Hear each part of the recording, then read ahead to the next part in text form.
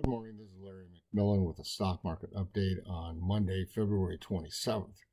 Well, February is once again solidifying its spot as the worst month of the year. I'm not saying this will be the worst month this year, but it certainly has been a poor month. Market broke out to new relative highs on February 2nd. Has basically been going down ever since, which has created a false upside breakout, in my opinion, and that's not a pleasant thing normally. The S&P chart shows resistance from about 4080 all the way up to 4200. A move above 4200 would be quite bullish, and certainly above 4300 you would have to think the bull market is back in place. On the other hand, we seem to be going the other way right now, and so we're looking at support levels down around 3900, and then below that 3760, which is the December lows, would be the crucial support that needs to hold. Otherwise, we certainly would be back in a bear market. So we're in a wide trading range right here.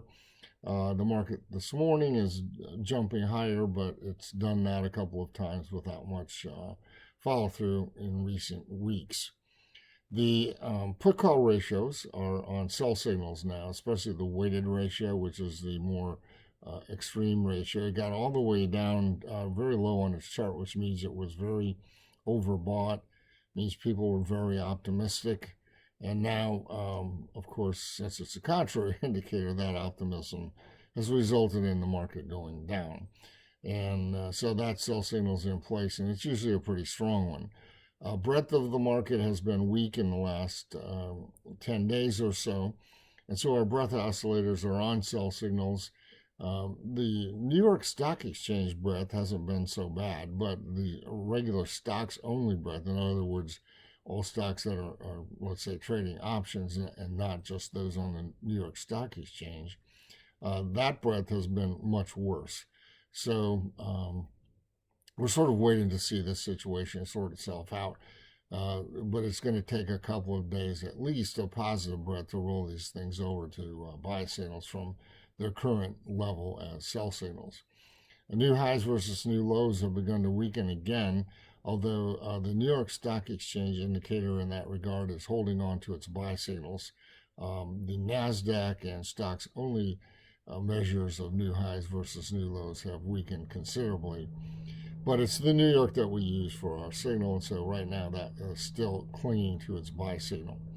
The volatility index VIX, it moved a little higher last week, but not high enough to really scare the market.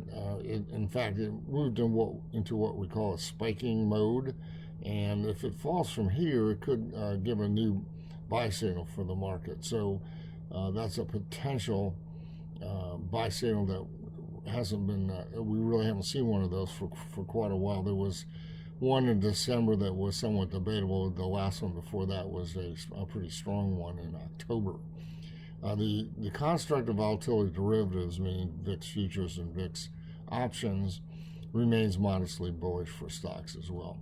So overall, because of the false upside breakout that's now resulted in the market falling considerably from that high of 4,200 in early February, we're maintaining a core bearish position, but we will trade other positions around that. So I invite you to visit our website. You might also be interested in the articles that we're publishing about the history of the CBOE. This year is the 50th anniversary of the CBOE. Meanwhile, have a great week trading.